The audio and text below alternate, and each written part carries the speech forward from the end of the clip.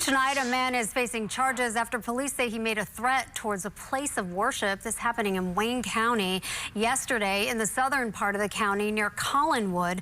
The sheriff's office received a complaint of a threat of mass violence to a religious place of worship.